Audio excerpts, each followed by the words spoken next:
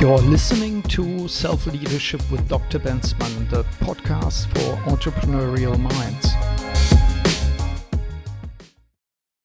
How often do you feel that your day is dominated by urgencies that, in the end, have little real impact? How often do you plan to work on a central strategic task and then find yourself lost in emails, coordination, or trivial matters instead? And how often do you feel overwhelmed by the sheer flood of information and options? And the question remains, what is truly relevant here? Welcome to a new episode of Self-Leadership with Dr. Bensmann, where we explore how mastering self-leadership helps you thrive across all areas of your life. My name is Burkhard Bensmann. As a consultant, executive coach, and professor, I focus on helping individuals like you navigate the complexities of leadership and personal growth. Yeah, the topic is relevance. Let us first figure out, what do we mean by relevance? The word comes from the Latin relevare, to lift up, to highlight. Something is relevant if it should stand out compared to other things because it is important for a goal, a situation, or a decision. In a sea of information, our relevance filters determine where we direct our limited attention. Without them, we would be overwhelmed. And here's my key point. Relevance is not an abstract idea. It is a practical, everyday capability. Leaders who fail to recognize relevance run the risk of remaining in a constant reaction mode instead of shaping and directing. Why is relevance even more important today?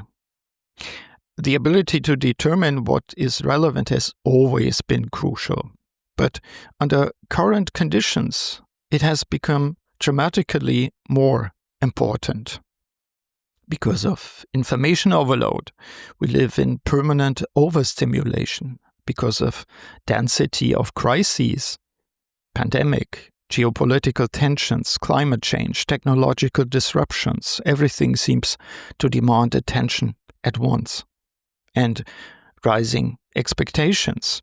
Employees expect clarity, safety, priorities, orientation.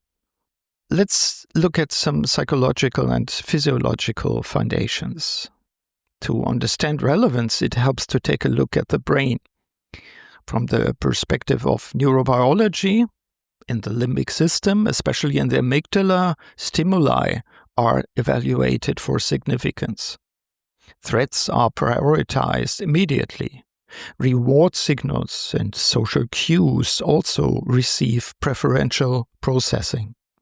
Neurotransmitters such as dopamine act as amplifiers.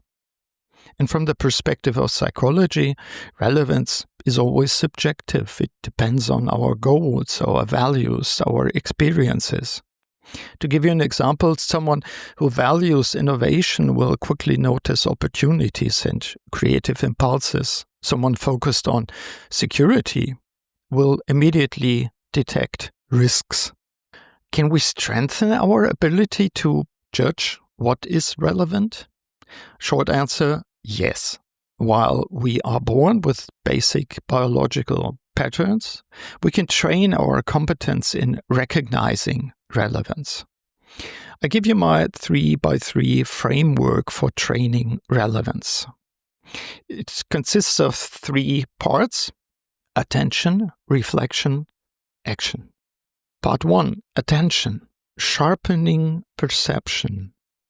Step 1, morning attentional warm-up. Begin the day with 2 minutes of noticing sights, sounds, sensations.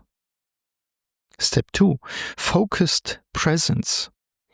In meetings, give full attention to one colleague at a time. The tone, the gestures, the signals.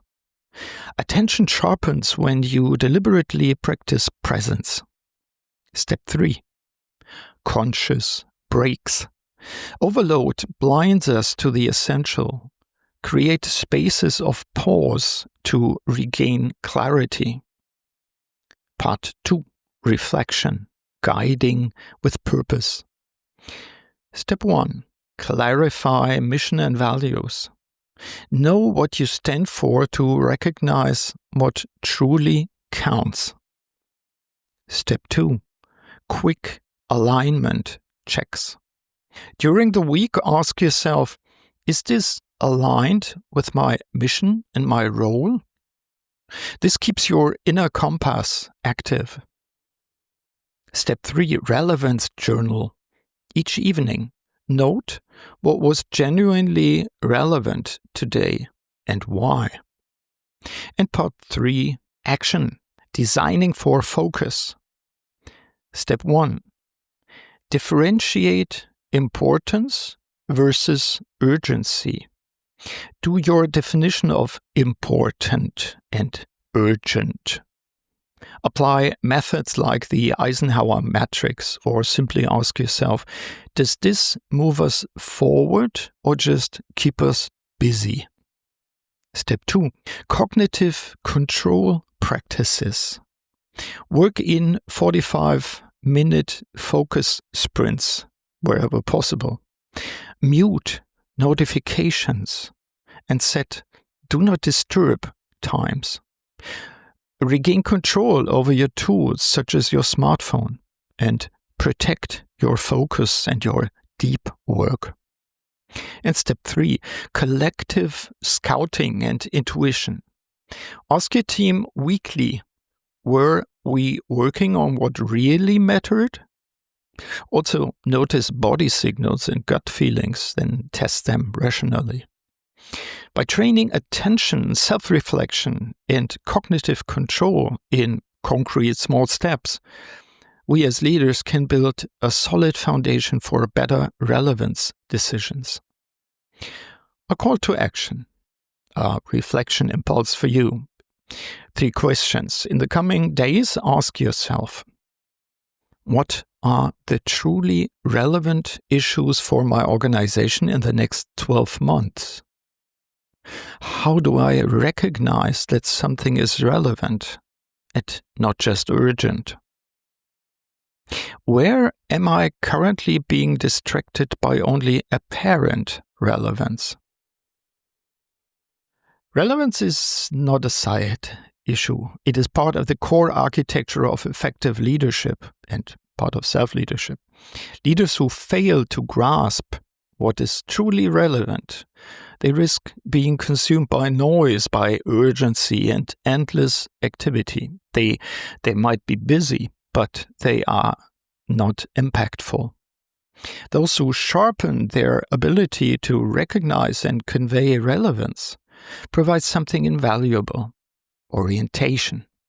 And orientation is what people look for in times of complexity and uncertainty. It helps teams focus, it reduces stress, and it builds trust. So this was today's episode of Self-Leadership with Dr. Bensmann. If you found inspiration here, I would appreciate if you share the podcast with others. And perhaps you want to jot down right away what was truly relevant for you in this episode. Until next time, stay strong, stay conscious, and lead yourself well. Yours, Burkhard Bensmann.